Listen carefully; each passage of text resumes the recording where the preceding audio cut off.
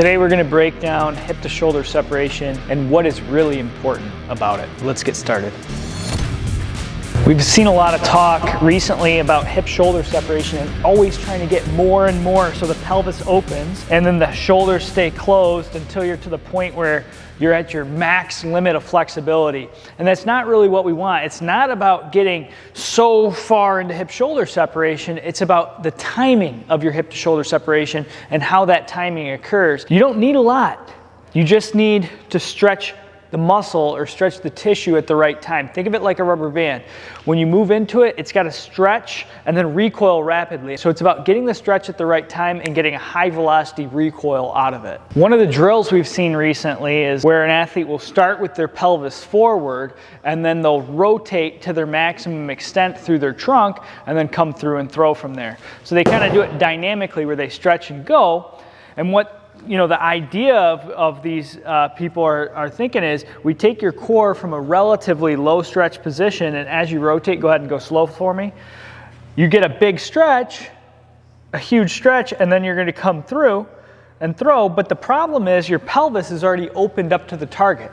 So what happens is you don't get this big snapping effect because the pelvis is already open, so you don't get the velocity to translate up through to the trunk in this fashion.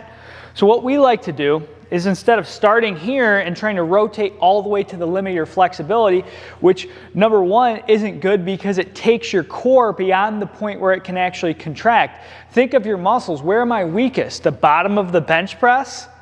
Yeah, because I'm most stretched.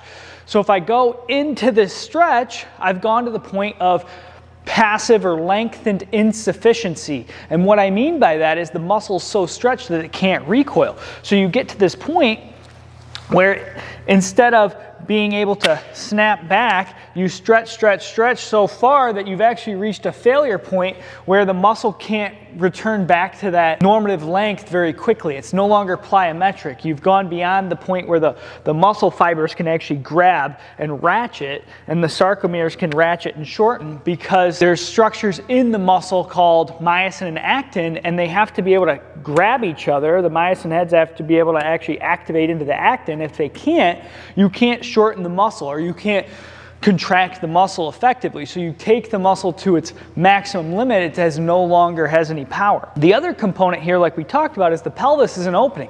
So you're not getting that transfer of energy or elastic transfer of energy up through the torso. That's the reasons we don't like this drill so much. So one of the things we'll do in place of it is actually start with the pelvis closed, but the shoulders closed a little bit further than the pelvis. So now when his pelvis plyometrically or explosively opens to the target, his shoulders go in the same direction and they follow the pelvis. So what you're getting is you're getting the pelvis opening, pre-stretching the core, followed by the trunk rotating through.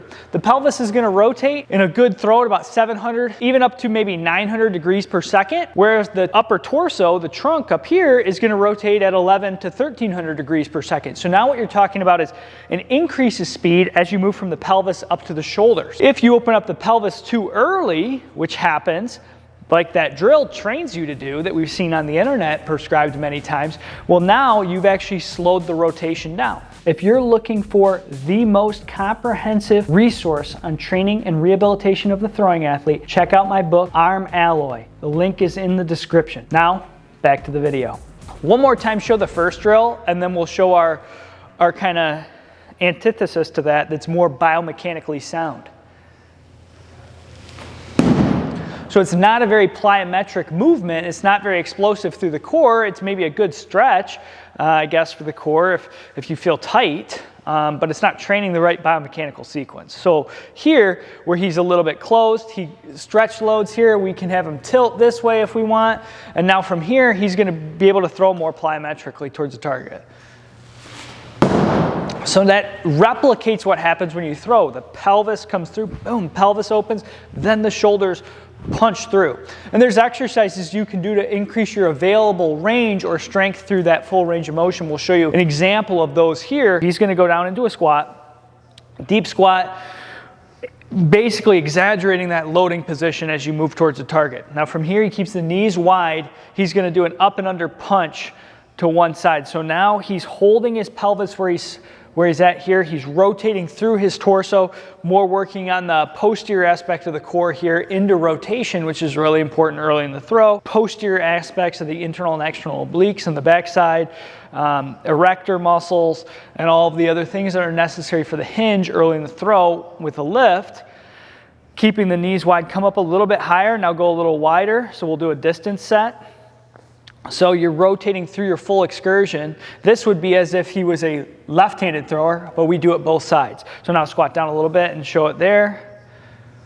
As you go wider, it becomes increasingly more difficult. He's just standing here, he's punching up and under. It's not about getting the arms across, it's about getting the chest through. So then we take that, we work into the lift pattern, which is very important early in the throw for that hip-shoulder separation, and we'll also use a horizontal reach pattern as well. So now we're into a horizontal reach pattern, so we're working more in the transverse plane now and straight into rotation. And what we're doing here is we're controlling how far we can rotate. Now, let's say you don't have good strength at the end range. You want to teach those muscles to contract at the limit of their excursion. So I have Dom hold it here for 10, 15 seconds per rep. Do 20 reps of that, you're going to be completely burnt out. And we have a moderate, weighted band here, but the idea is that over the course of training at increased muscle lengths, you increase those sarcomeres, those contractile structures inside of our muscle. And so instead of this long, maybe now we've increased them this long, hypothetically. The idea is over the course of time, as you train at increased muscle lengths, the muscles in effect at a structural level start to become a little bit longer. So we lengthen the muscle or the contractile range of the muscle by adding more sarcomeres in series, meaning I'm one after another, as opposed to when I lift weights and I just do bicep curls and I add more next to each other in parallel. A little bit of a physiological explanation and biomechanical explanation, but the idea is you don't need a ton of hip-shoulder separation, rather you need to get it the right way and then train it the right way. If you guys found this information informative, maybe a little bit different than what you've heard before, drop a subscribe down, hit the bell for notifications. Check us out at overheadathletics.com. We've put together tons of programs for you guys, and we'll see you guys in the next video.